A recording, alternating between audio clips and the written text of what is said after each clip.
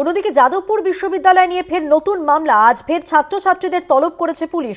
ছাত্রছাত্রীদের হেনস্থার অভিযোগে মামলা এক আইএসএফ সমর্থক ছাত্রের।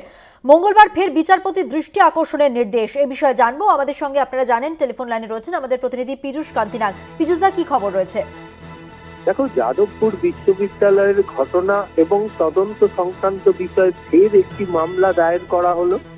এসএফআই এর একজন সমর্থক ছাত্র তিনি কলকাতা হাইকোর্টে মামলা দায়ের করে দায়েরের অনুমতি দিয়ে বিচারপতি তীর্থঙ্কর ঘোষের দৃষ্টি আকর্ষণ করেন। বিচারপতি ওর মামলা দায়েরের অনুমতি দিয়েছেন। তার অভিযোগ, যাদবপুরের ঘটনার পর গত 7ই মার্চ তাদের থানায় ডেকে পাঠানো হয়েছিল। সেই সময় তাদের ফোন চাওয়া হয়, কিন্তু তা দিতে তারা অস্বীকার করে। তাদেরকে হেনস্থা করা হচ্ছে এমনটাও অভিযোগ তারা করেছেন তাদের ওই আবেদনপত্রে। পাশাপাশি পুলিশ তাদের ফের আজ সোমবার ডেকে পাঠিয়েছে। তাই মামলা দায়ের করে দ্রুত শুনানির আবেদন জানিয়ে দৃষ্টি আকর্ষণ করা হয় বিচারপতি তীর্থঙ্কর ঘোষের।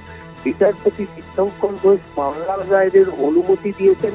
পাশাপাশি দ্রুত শুনানির বিষয়ে তিনি আগামীকাল ফের বিচারপতির দৃষ্টি আকর্ষণের নির্দেশ দিয়েছেন।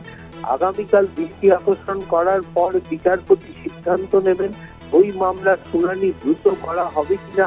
যদি করা হয় তাহলে সেক্ষেত্রে কবে সেই মামলা দ্রুত শুনানি গ্রহণ করা হবে সে বিষয়ে তিনি কাল সিদ্ধান্ত নেবেন বলে জানিয়ে দিয়েছেন।